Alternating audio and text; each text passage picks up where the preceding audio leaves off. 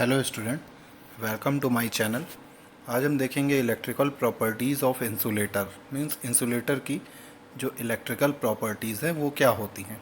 Okay, तो वैसे electrical properties एक पार्ट है इंसुलेटर का। इसमें अपन आगे मैकेनिकल प्रॉपर्टीज़ और जो है आपकी केमिकल प्रॉपर्टीज़, थर्मल प्रॉपर्टीज़, ये सब कुछ देखेंगे एक एक करके, है ना। तो अभी केवल इलेक्ट्रिकल प्रॉपर्टीज़ देखना है, तो स्टार्ट करते हैं अपन। तो सबसे पहला पॉइंट है इसमें इंसुलेशन रेजिस्टेंस। तो इंसुलेशन रेजिस्टेंस क्या होता है बेसिकली? ये रेजिस्टेंस बिटवीन टू कंडक्टर, जो दो कंडक्टर हैं उनके बीच में जो भी अपन इंसुलेटिंग मटेरियल यूज करते हैं, तो ये उस रेजिस्टेंस को शो करता है कि उस इंसुलेशन मटेरियल का रेजिस्टेंस कितना है। ओके, अच्छा, और ये दो टाइप का होता है। एक तो ये वॉल्यूम रेजिस्टेंस होता है, मीन्स जो भी अपन यूज कर रहे हैं दो कंडक्टर के बीच में मटेरियल, तो वो उस पे रेजिस्टेंस कैसा है, एक वॉल्यूम रेजिस्टेंस होता है एक पार्ट, एक सरफेस रेजिस्टेंस होता है, जैसा कि अभी अपन आगे देखेंगे। तो बेसिकली जो भी बीच में इंसुलेशन यूज़ होएगा उसका रेजिस्टेंस है ये इंसुलेशन रेजिस्टेंस, दो कंडक्टर के बीच का इंसुलेटिंग मटेरियल का रजिस्टर कहलाता है। ओके, तो ये कैसे अफेक्ट होता है इंसुलेटिंग मटेरियल का रेजिस्टेंस? पहली चीज़ तो अगर आप टेम्परेचर इंक्रीज़ करोगे तो इसका जो इंसुलेटिंग मटेरियल का रेजिस्टेंस है वो डिक्रीज़ करता है। जैसे ही आप टेम्परेचर इंक्रीज़ करोगे तो इंसुलेटिंग मटेरियल का रेजिस्टेंस डिक्रीज़ करेगा।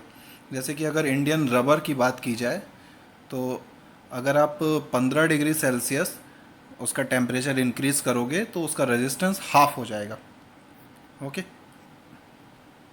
नेक्स्ट है जो रजिस्टिविटी है, तो वो मॉइस्चर से भी अफेक्ट होती है। ओके, अगर कहीं पे मॉइस्चर है तो उसकी रजिस्टिविटी जितनी होनी चाहिए एक्चुअल में उससे थोड़ा कम रहेगी in the presence of moisture. Okay, और नेक्स्ट क्या है, it decrease with the increase in applied voltage. Means अगर आप अप्लाई वोल्टेज अगर इंक्रीज करोगे, अप्लाई वोल्टेज इंक्रीज करना बेसिकली कि आप उस पर हीट दे रहे हो। कुल मिला के जो वोल्टेज है तो वो देखा जाए एक हिसाब से तो वहाँ पे हीट जनरेट करेगा, है ना। ज़्यादा वोल्टेज हो जाएगा तो वो गर्म हो जाएगी वो चीज़, और गर्म हो जाएगा मीन्स टेम्परेचर बढ़ गया, और टेम्परेचर बढ़ गया तो रेजिस्टेंस डिक्रीज कर जाएगा।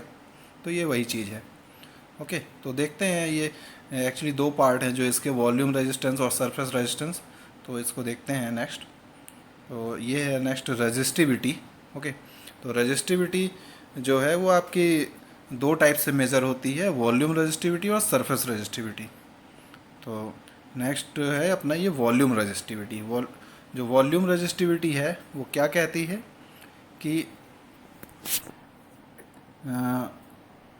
Resistance between opposite faces of A cube of unit dimensions. ठीक है, तो जो अपोजिट फेस हैं क्यूब के, उन दोनों के बीच का रेजिस्टेंस। ठीक है, मीन्स आप अगर यहाँ पे एक क्यूब अगर देखो, ठीक है, सपोज ये क्यूब हो गया, तो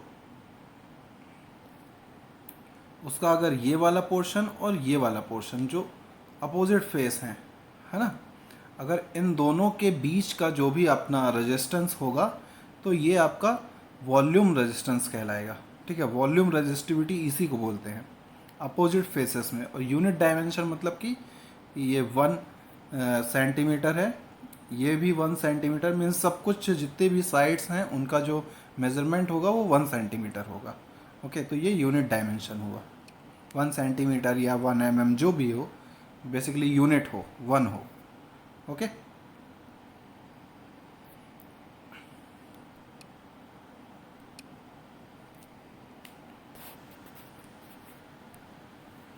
अच्छा, जो वॉल्यूम रेजिस्टिविटी है ये भी आपकी टेम्परेचर से अफेक्ट होएगी। मीन्स आप टेम्परेचर अगर इंक्रीज़ करोगे तो इसकी रेजिस्टिविटी डिक्रीज़ करेगी। ठीक, टेम्परेचर आपने इंक्रीज़ किया तो रेजिस्टिविटी डिक्रीज़ करेगी। तो बेसिकली ये क्या है, एनटीसी है, नेगेटिव टेम्परेचर कोफिशिएंट, जो अपन ने फर्स्ट क्लास में देखा था। ठीक है, कि आप अगर टेम्परेचर बढ़ा रहे हो और कोई पर्टिकुलर चीज़ जिसको आप मेज़र कर रहे हो वो अगर डिक्रीज़ करेगी टेम्परेचर बढ़ाने पे तो वो एनटीसी कहलाएगा, और अगर टेम्परेचर बढ़ाने पे समथिंग जो भी आप मेज़र कर रहे हो वो इंक्रीज़ कर रहा है तो वो पीटीसी कहलाएगा, means positive temperature coefficient. Okay, next है सरफेस रेजिस्टिविटी। सरफेस रेजिस्टिविटी क्या कहती है कि it is the resistance between opposite sides of A square. आप एक स्क्वायर लो, उसकी अपोजिट साइड पे जो भी रेजिस्टेंस होगा तो वो आपका सरफेस रेजिस्टेंस कहलाएगा। ठीक है, अगर आप यहाँ पे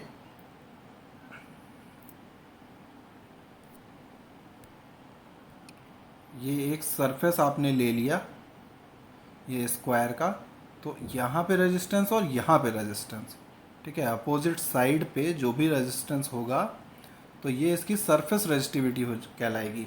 ठीक है, अच्छा अगर आप सपोज़ एक स्क्वायर ले लिए कंप्लीट, है ना, ये एक सपोज़ एक स्क्वायर हो गया आपका। ठीक है, तो अगर ये स्क्वायर फॉर्मेट में है तो इसके सरफेस अगर रेजिस्टिविटी की बात करें तो इसके सारे पोर्शन में रेजिस्टेंस जो होगा इसके आउटर सरफेस पे, मीन्स एक मिनट,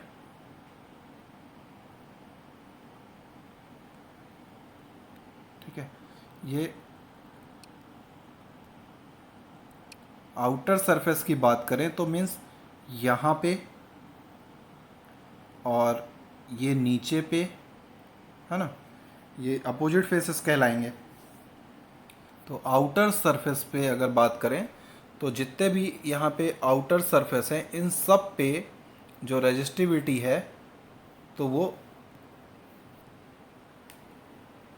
यहाँ पे आप मेज़र कर सकते हो, जो रेजिस्टिविटी है सरफेस की वो आप मेज़र कर सकते हो। ओके, मीन्स सरफेस पे प्रेजेंट रहेगी वो रेजिस्टेंस, और क्यूब के केस में क्या है, इनसाइड प्रेजेंट रहेगी, अंदर पे प्रेजेंट रहेगी। ठीक है, अपोजिट फेसेस के बीच में जो रेजिस्टेंस होता है वो सरफेस रेजिस्टेंस कहलाता है, और जो सरफेस पे अवेलेबल होती है वो सरफेस रेजिस्टिविटी कहलाती है। ओके,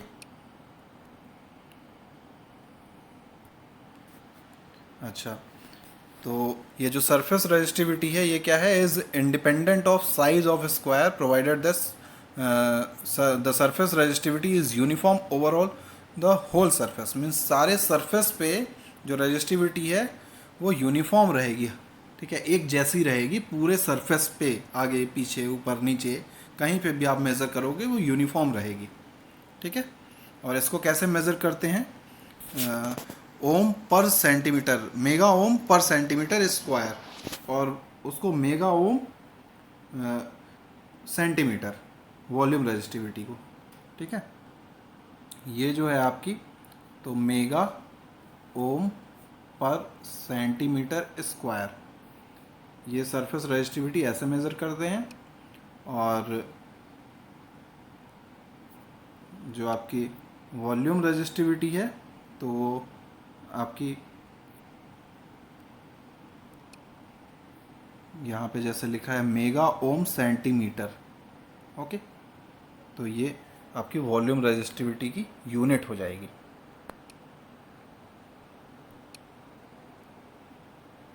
ओके, तो नेक्स्ट देखते हैं क्या है, नेक्स्ट है dielectric strength.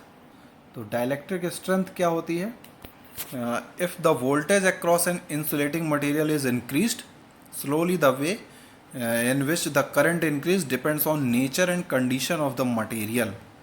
Dielectric strength basically ऐसा है कि आप किसी भी डाइलेक्ट्रिक मटेरियल में या इंसुलेशन में, इंसुलेटिंग मटेरियल में, ठीक है, आप अगर करंट का फ्लो कराते हो या वो हीट के कारण उसमें करंट का फ्लो हो जाता है तो एक ब्रेकडाउन टाइम आएगा जब वो इंसुलेटर आपका कंडक्टर की तरह बिहेव करने लगेगा। ठीक है, एक टाइम आएगा या एक ऐसा पीक पॉइंट आएगा जिस पे कि आपका जो कंडक्टर है, इंसुलेटर है, वो कंडक्टर की तरह बिहेव करने लगेगा। ठीक है, तो ये मतलब उसकी स्ट्रेंथ कितनी है कि वो उसको इंसुलेटर से कंडक्टर में कन्वर्ट कर दे रहा है। ठीक है, किस स्ट्रेंथ पे कन्वर्ट कर दे रहा है बेसिकली, तो वो डाइलेक्ट्रिक स्ट्रेंथ कहलाएगी। अच्छा, तो अगर वैसे कहा जाता है इसको कि 1 mm में आप कितना वोल्टेज अप्लाई करोगे कि वो पर्टिकुलर इंसुलेटर आपका कंडक्टर में कन्वर्ट हो जाए, उसको डाइलेक्ट्रिक स्ट्रेंथ बोलते हैं। ठीक है। अच्छा, अब जो फर्स्ट है यहाँ पे जो शो कर रहा है, तो वो डिसरप्टिव ब्रेकडाउन है। डिसरप्टिव ब्रेकडाउन मतलब कि जो भी आप मटेरियल लिए हो तो वो लीनियरली इंक्रीज होता जा रहा है। मीन्स आप वोल्टेज बढ़ा रहे हो तो लीनियरली उसमें करंट इंक्रीज हो रहा है।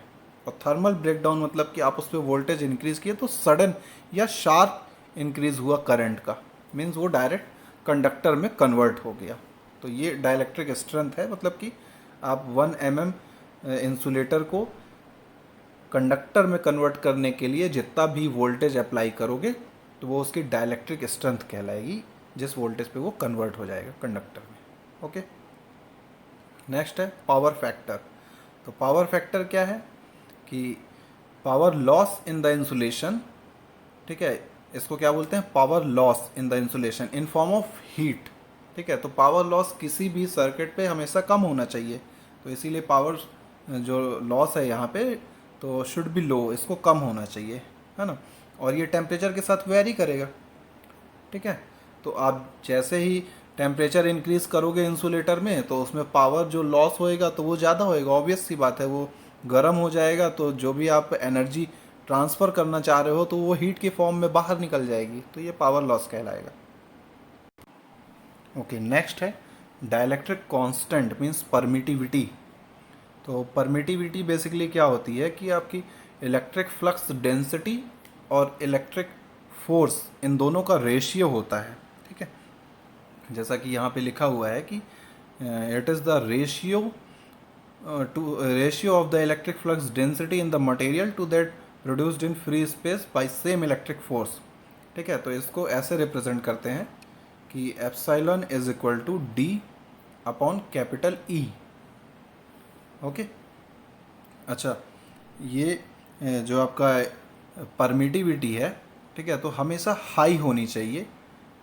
अगर आप एक अच्छा मीन्स मटेरियल यूज करना चाहते हो, एक अच्छा इंसुलेटर यूज करना चाहते हो, तो जो आपका एप्सिलॉन की वैल्यू है वो हमेशा ज़्यादा होनी चाहिए। ठीक है, जैसे कि यहाँ पे लिखा हुआ है कि material of high permittivity are preferred in capacitor where economy of space is desired.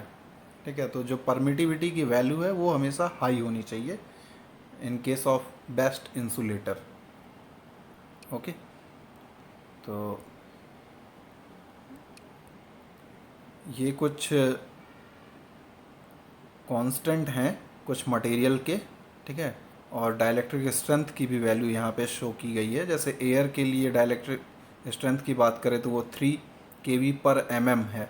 ठीक है, मीन्स पर mm पे आप 3 kV का एनर्जी दोगे तो वो एनर्जाइज्ड हो जाएगा या कंडक्ट कर जाएगा। ग्लास में ऐसे 80 to 150 किलोवोल्ट पर mm अगर आप एनर्जी देंगे तो वो आपका कंडक्ट कर जाएगा। ठीक है, ऐसे माइका है और पेपर है। ठीक है, प्योर वाटर पे आप अगर इतना दोगे 12 to 20 किलोवोल्ट पर mm अगर आप एनर्जी दोगे तो वो कंडक्ट करने लग जाएगा वाटर। और ये सबके डाइलेक्ट्रिक कांस्टेंट हैं। ओके, नेक्स्ट है डाइलेक्ट्रिक लॉस। तो जो डाइलेक्ट्रिक लॉस है तो वो सभी सॉलिड में आपके होते हैं, और ये दो तरीके से दो कारणों से होते हैं। ठीक है, 2 रीज़न है उसके। पहला है कंडक्शन करंट और दूसरा है हिस्टैरिसीस। ठीक है, कंडक्शन करंट देखते हैं क्या होता है। कंडक्शन करंट क्या है, due to imperfect insulating qualities of dielectric. जो आप इंसुलेटिंग मटेरियल जो भी यूज़ करोगे तो एक अच्छी मैचिंग ना हो पाने के कारण, सपोज़ आपने 2 इंसुलेशन यूज़ किए, अगर कोई वायर है उस पर आप 2 इंसुलेशन यूज कर रहे हो, ठीक है, सपोज ये जैसे वायर है, इसके ऊपर आपने एक लेयर यूज की, फिर नेक्स्ट लेयर यूज़ की, ठीक है, ये वायर यहाँ से अगर निकल जा रहा है ऐसे, ओके, तो आप अगर इस पे मतलब जो भी आप मटेरियल यूज़ कर रहे हो, तो उन दोनों की क्वालिटी अगर अच्छी नहीं है तो यहाँ पे कंडक्शन करंट का फ्लो हो जाएगा, ठीक है, मिसमैच हो जाएगा बेसिकली। और नेक्स्ट है डाइलेक्ट्रिक हिस्टैरिसिस। डाइलेक्ट्रिक हिस्टैरिसिस क्या है? हिस्टैरिसिस बेसिकली ऐसे है कि अगर कोई भी पर्टिकुलर थिंग जिसको आप मेज़र कर रहे हो, तो वो दूसरे चीज़ से ज़्यादा हो या कम हो, बेसिकली डिफरेंस की वजह से ये हिस्टैरिसिस जनरेट होता है, ठीक है। हिस्टैरिसिस अपन मैग्नेटिक जब चैप्टर पढ़ेंगे, मैग्नेटिक मटेरियल, तो उसमें भी आएगा हिस्टैरिसिस, है ना। तो देख लेते हैं इसको। ये क्या है कि it is defined as the lagging of electric flux behind the electric force, ठीक है। तो जो इलेक्ट्रिक फ्लक्स है वो इलेक्ट्रिक फोर्स से लैग करेगा, मीन्स इलेक्ट्रिक फोर्स आपका आगे होगा। जैसे अगर यहाँ पे ये एक साइन वेव हो गई और जो दूसरी साइन वेव है तो वो यहाँ से स्टार्ट करेगी, तो जो आगे वाली वेव है जो मैंने पहले बनाया था, मीन्स ये वाली, तो ये आपकी लैग कर रही है, ये लीड कर रही है सेकंड वाली, ठीक है। ये फर्स्ट हो गई और ये सेकंड हो गई, तो सेकंड वाली आपकी लीड कर रही है, फर्स्ट वाली लैग कर रही है, ओके। मीन्स वो बाद में स्टार्ट हुई ना, लैग मतलब पीछे, लीड मतलब आगे। तो फर्स्ट वाली लीड सॉरी सेकंड वाली लीड कर रही है, ठीक है, पहले स्टार्ट हो रही है, और फर्स्ट वाली लैग कर रही है, बाद में स्टार्ट हुई, ठीक है। तो आपका जो इलेक्ट्रिक फ्लक्स है, ठीक है, तो क्या लिखा है इसमें, लैगिंग ऑफ इलेक्ट्रिक फ्लक्स, जो फ्लक्स है वो लैग कर रहा है, मीन्स ये इलेक्ट्रिक फ्लक्स है फाई, ठीक है, और इलेक्ट्रिक फोर्स ये इधर है, ठीक है। तो जो आपका फ्लक्स है वो लैग कर रहा है फोर्स से, तो इन दोनों के डिफरेंस को यहाँ पे इन दोनों के डिफरेंस में जो भी एनर्जी आपकी डिसिपेट हो रही है, ठीक है, उसी को अपन हिस्टैरिसिस लॉस कहते हैं। क्या कहते हैं? Hysteresis loss, okay. तो ये था अपना electrical properties of insulator, okay, thank you.